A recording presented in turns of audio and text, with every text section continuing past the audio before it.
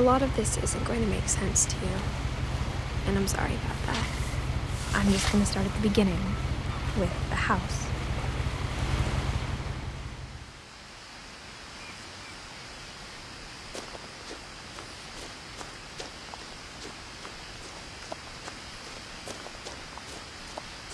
I lived here until I was 11, but I wasn't allowed inside half the rooms.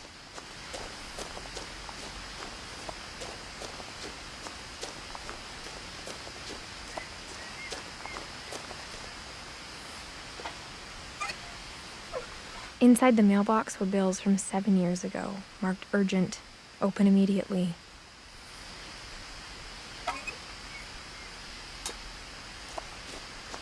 I hadn't been back since my brother Lewis's funeral.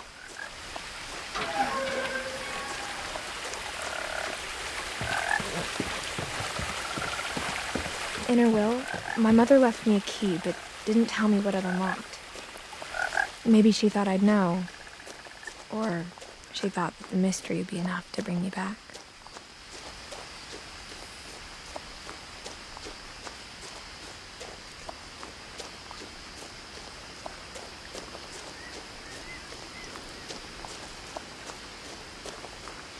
The truth is, even after I inherited the house, I never thought I'd come back to it. But now I had questions about my family that only the house knew the answers to. The woods around the house have always been uncomfortably silent, as if they're about to say something but never do.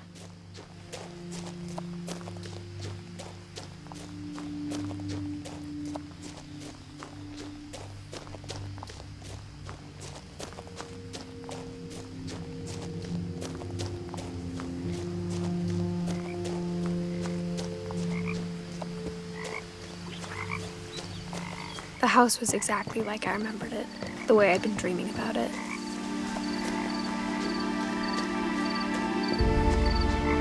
As a child, the house made me uncomfortable in a way I couldn't put into words.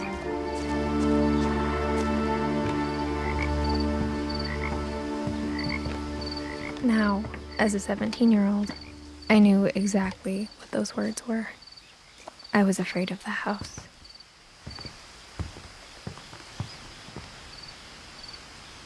I hoped the key might unlock the front door. It didn't.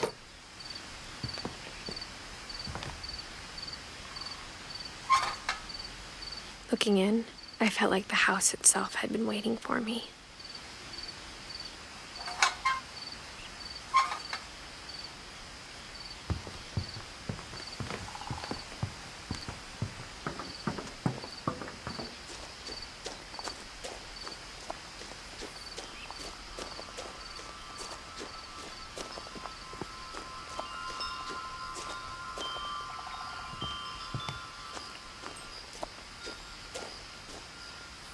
The house felt like it had always been here. Even the swing set was older than my mother.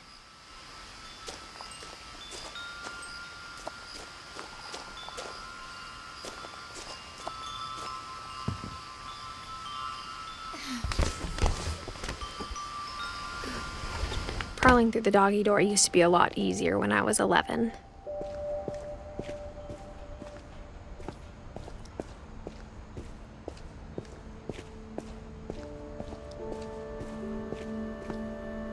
The power had been turned off the night we left. For the first time in years,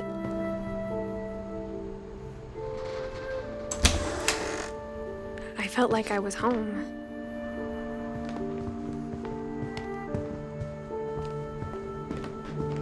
Nothing in the house looked abnormal. There was just too much of it, like a smile with too many teeth.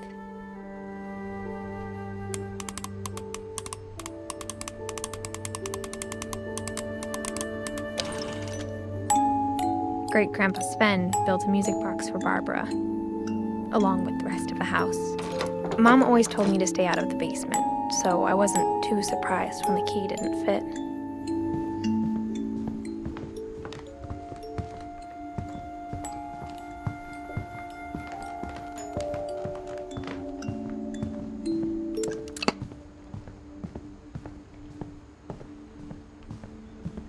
A lot of things got left behind in the whirlwind of that last night. After Milton disappeared, Mom sealed up all the bedrooms. Then Edie retaliated and drilled peepholes.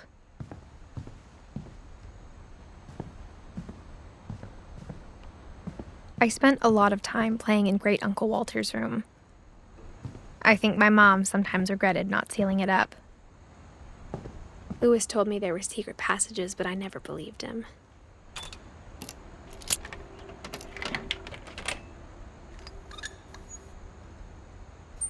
Turns out, my mom was really good at keeping secrets.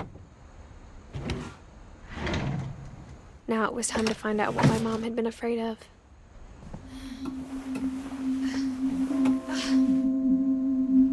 Reading this, maybe it sounds like I had a plan, but I had no idea what was behind that door.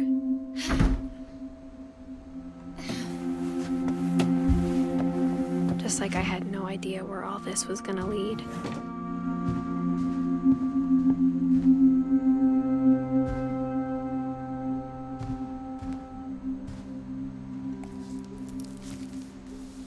December 13th, 1947.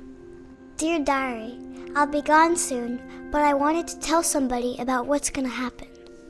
It started when Mom sent me to bed without dinner. I woke up and I was starving, so I looked around for something to eat. The gerbil food was dry, but I didn't mind it.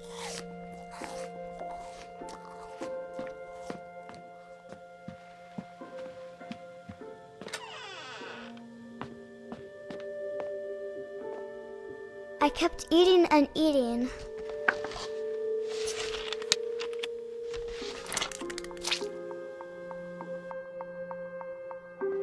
I ate a lot of things that night.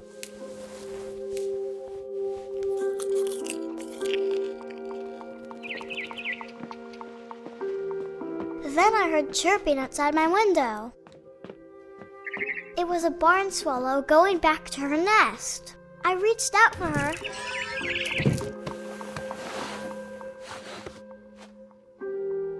And suddenly, I was a cat.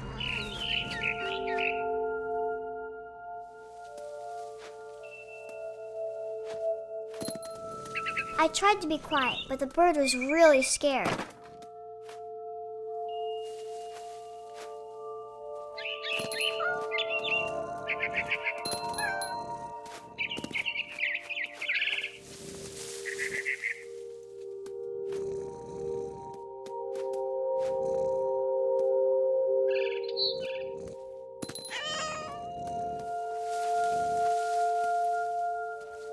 Mom and Dad didn't even look at me.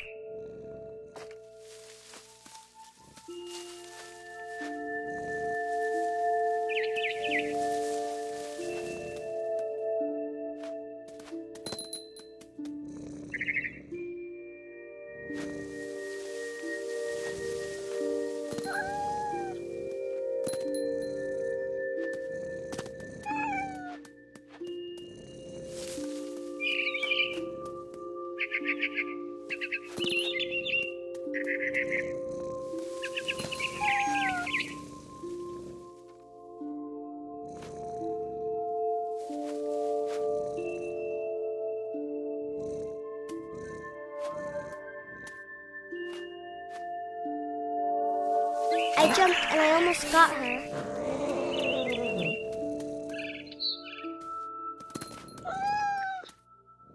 I could tell she was getting really tired.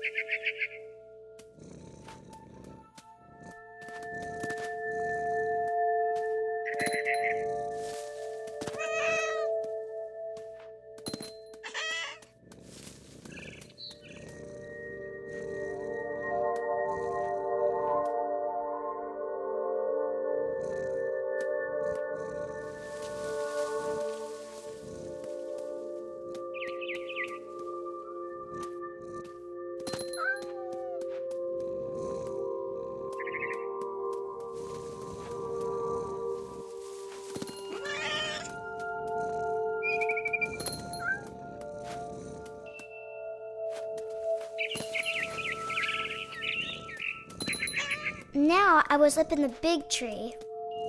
I promised Dad I wouldn't climb it anymore. All I cared about was eating that mama bird. I gobbled her up. And suddenly, I was an owl. First, all I heard was the wind. Then I heard little teeth nibbling in the grass.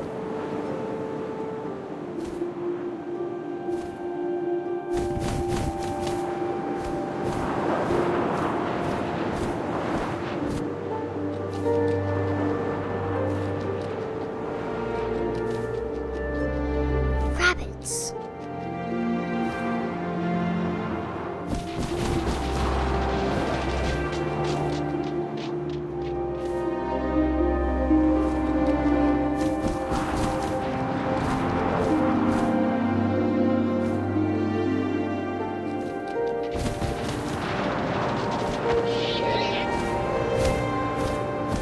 I imagined his face looking up and seeing mine through my talons. I swallowed him up, and I didn't chew one bit. Then I flew off to find something bigger.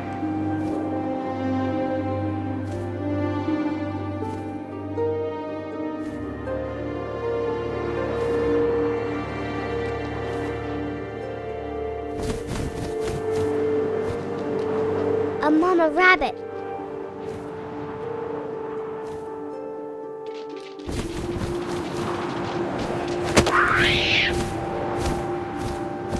She was almost too big to carry. I started choking, but I couldn't stop eating.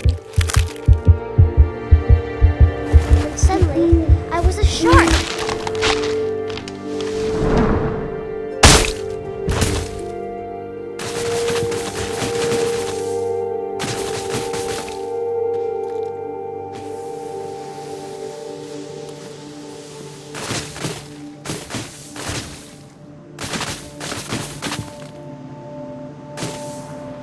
I rolled off a cliff and into the ocean. Now, I was hungrier than ever.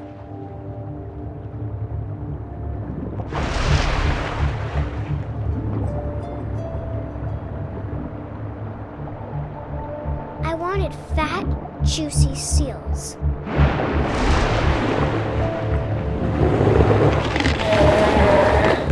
I tore off her flipper, and it tasted really good.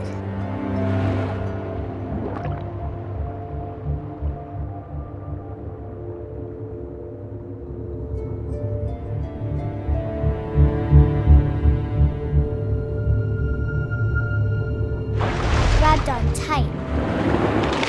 But I was so hungry, I jumped out of the water.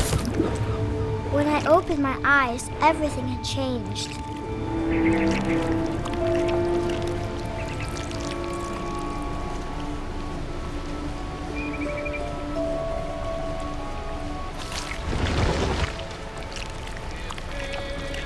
Now I was a monster, and I smelled people everywhere.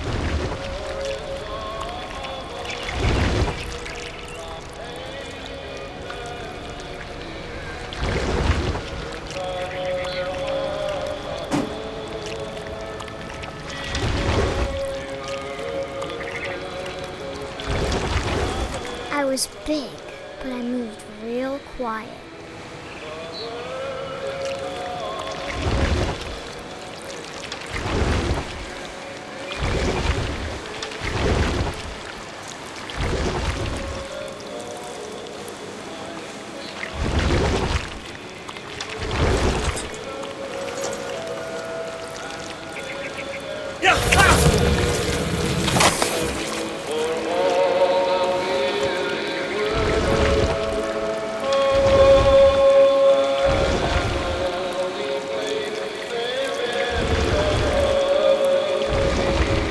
I wanted to stop, but also I didn't.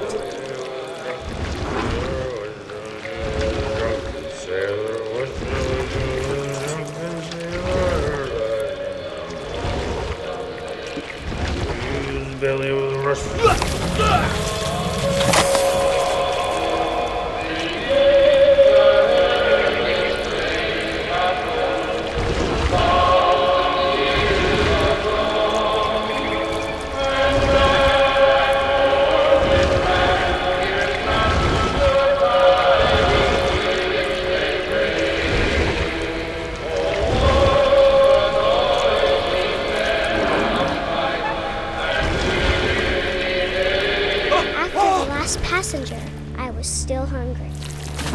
crossed the water, I smelled something new. Something I had to have, so I swam towards it.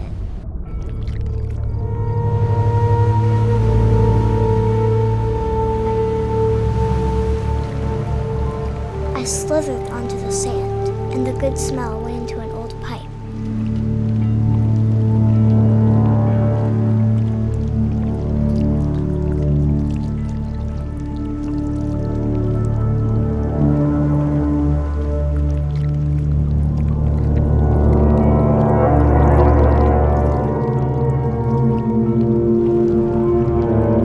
I got closer and closer.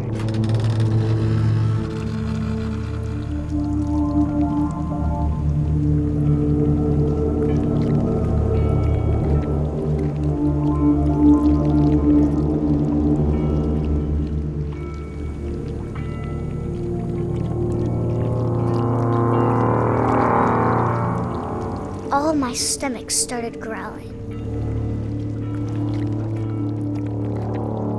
And suddenly, I was me again.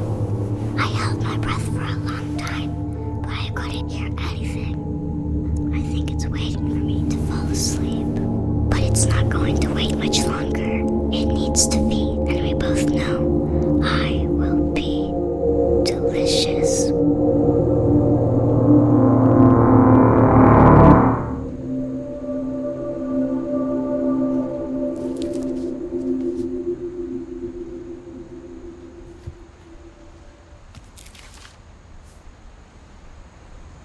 I'm not sure if I believed all of that, but I'm sure Edie would have.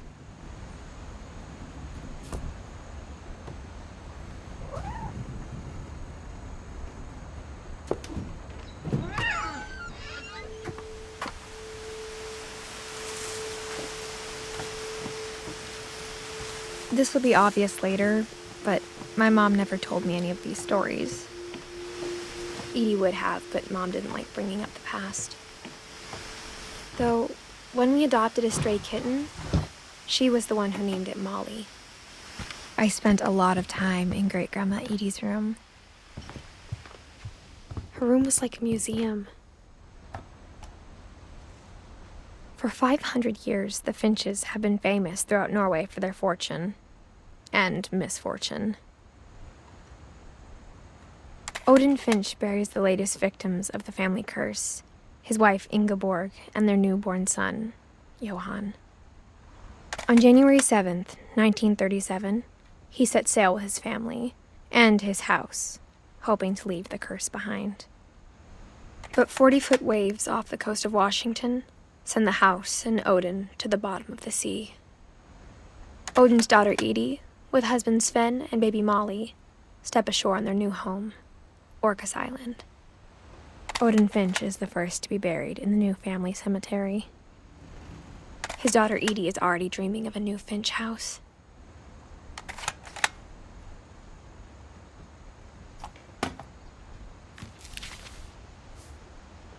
Whatever's wrong with this family, it goes back a long ways.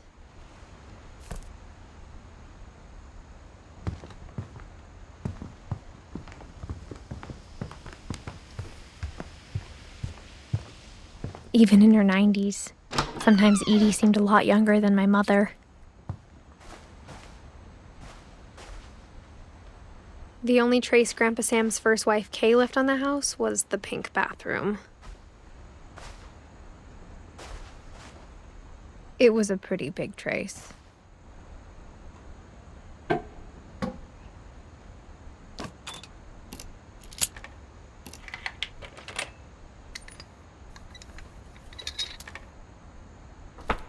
There's a secret in this bathroom. It's in the last place you would look. It isn't in the cupboard. It's hidden in this book.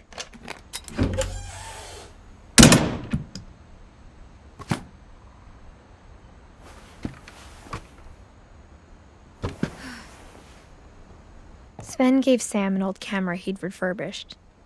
He never put it down.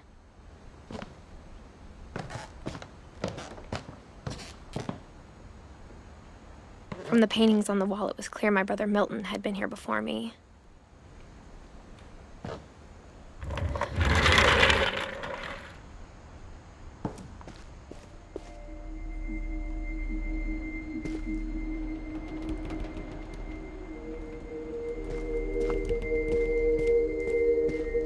I knew Grandpa Sam had a twin,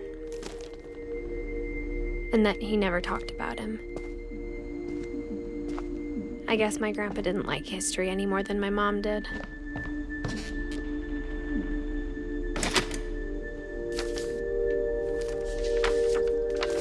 How I Want to Remember My Brother by Sam Finch. The thing I remember is that when he made up his mind, that was it.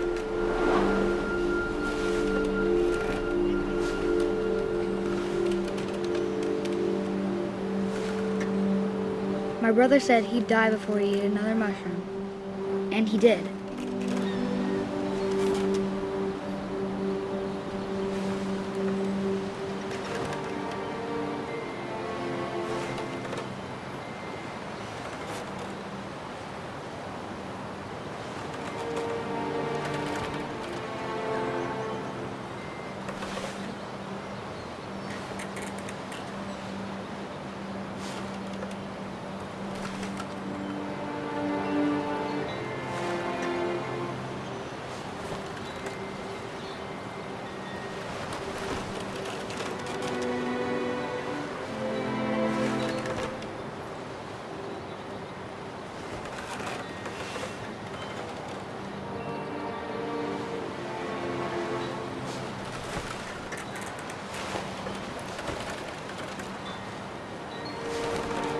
At Barbara's funeral, we swore we'd never be afraid again, and he wasn't. I think Calvin always wanted to fly.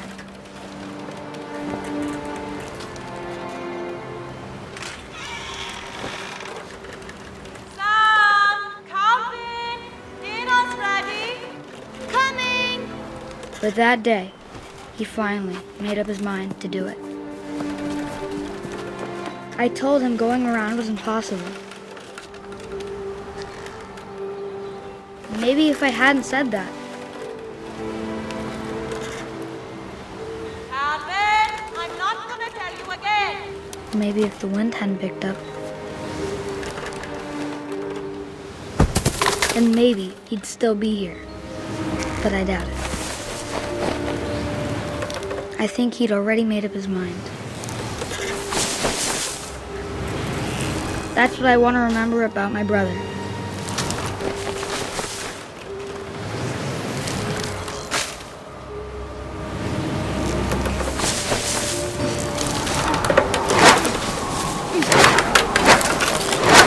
The day he made up his mind to fly. And he did.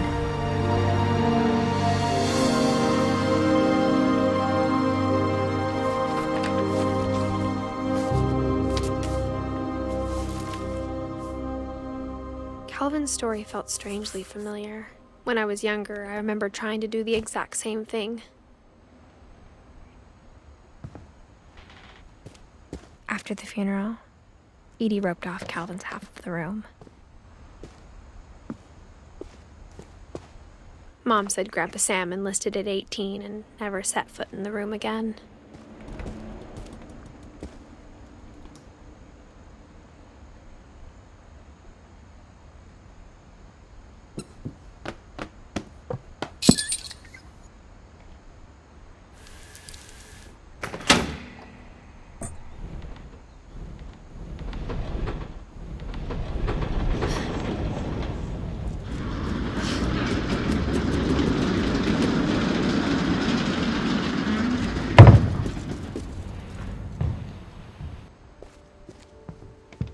The passages were a pretty tight fit.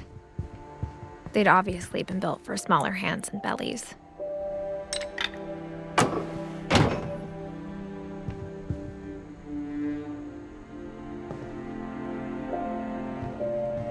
Whenever people ask me about my family, the first thing they always want to know about is Mom must have locked the third floor stairs on the night we left.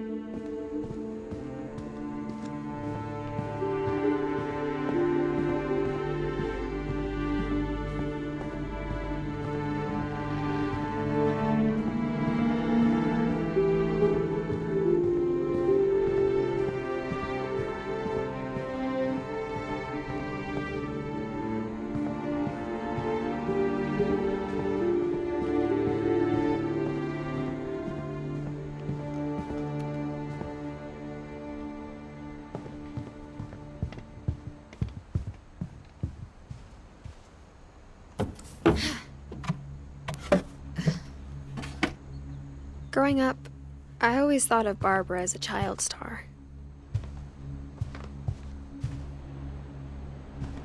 I never thought about how hard it must have been for her afterwards.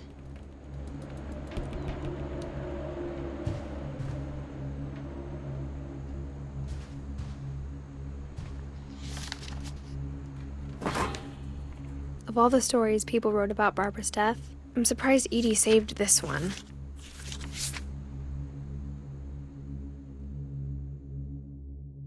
Old Jack here with another ghastly tale inspired by America's most unfortunate family. I'm calling it The Surprise Ending of Barbara Finch. As a child star, Barbara was famous for her scream. Now at 16, she was all washed up. A has-been. But in a lucky break, she'd been asked to perform her signature scream at a local convention for monster movie fans. It was just the boost her career needed. Unfortunately, her scream hadn't aged well. Getting better. I think you just need the right motivation. Her biggest fan and current boyfriend, Rick, was about to demonstrate when... Now that was a great scream. It was Barbara's father, Sven. He'd slipped into a table saw and had to be rushed to the emergency room. So Barbara got stuck babysitting her youngest brother, Walter.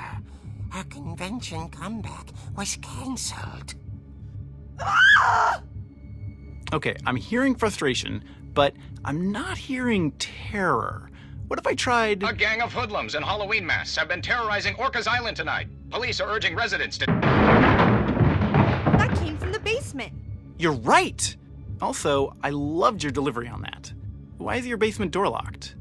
Because my dad likes making puzzles and secret passages. There's a key hidden in the music box.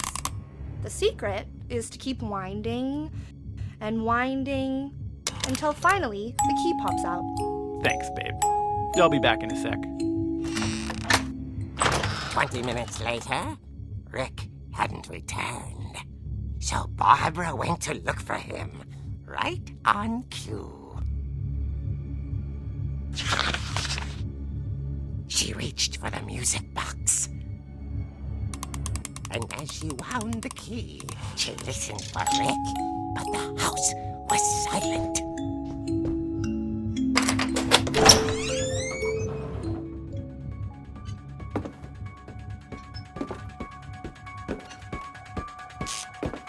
She found Rick's crutch and imagined the worst.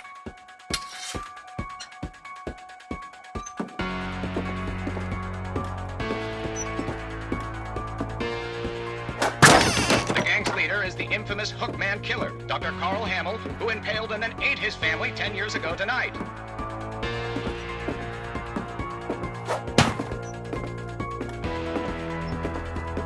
The old fridge rattled and grew still. Oh dear! Oh! Rick? Barb, relax. I was just trying to scare you to help you find your scream. Well, I'm not scared, Rick. I'm furious. Then act furious. All I'm getting from you now is that you're hurt and confused and you're... She threw him out, but she kept a little something to remember him by. Barb, have you seen my other crutch? And she was still holding it when she fell asleep watching the late picture show. Hours later... Barbara! Walter, what's going on up there? Ah! Okay, I'm coming up, but if this is a trick, you're dead, Walter.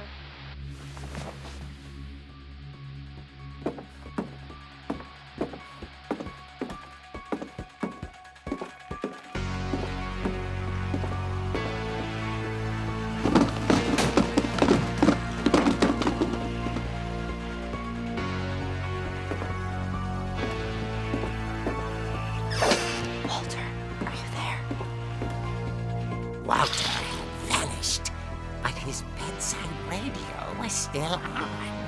Orcas Island police describe the man as 6 feet tall, with a steel hook for a hand. Residents are urged to lock all doors and windows and notify the police of any suspicious activity. Barbara turned, saw the hook man, and was speechless. He was quite smashing.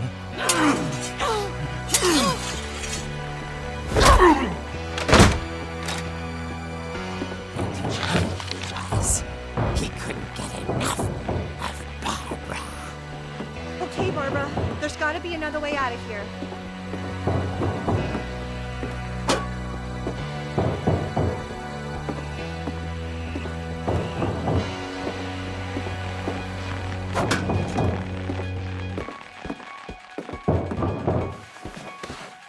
That night, she played her part beautifully.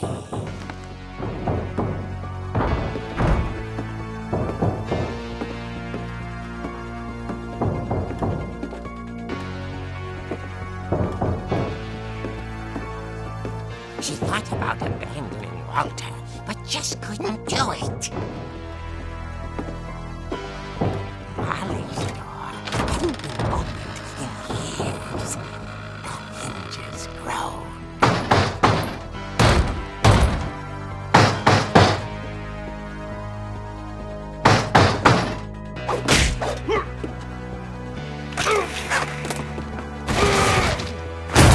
He wasn't moving, but she sensed the story might not be over yet.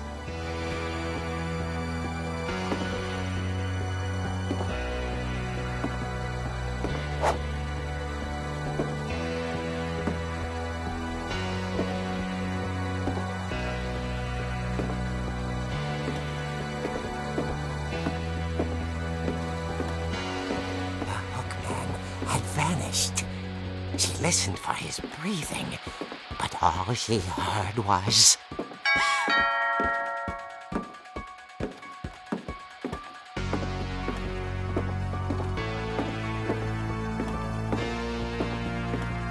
At the door, she heard whispering.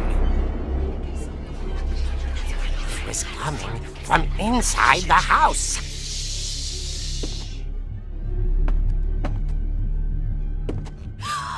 Oh dear.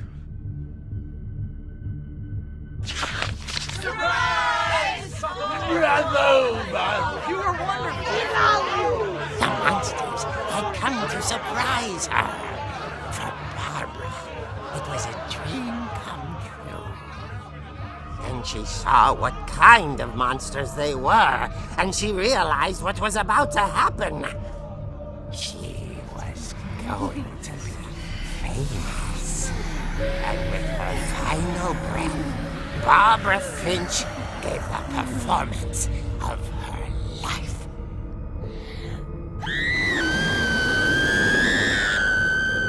I wasn't there myself, but I hear Barbara was magnificent. Poor girl. She had a taste for stardom. But unfortunately, so did her fans. Of course, the police blamed it all on poor Rick, who disappeared the same night. And little Walter, hiding under his bed the whole time. He took it all pretty hard, but that's another story. As for Barbara, tucked inside the music box was all they ever found of her. Her ear. Now that's what I call a real eerie tale.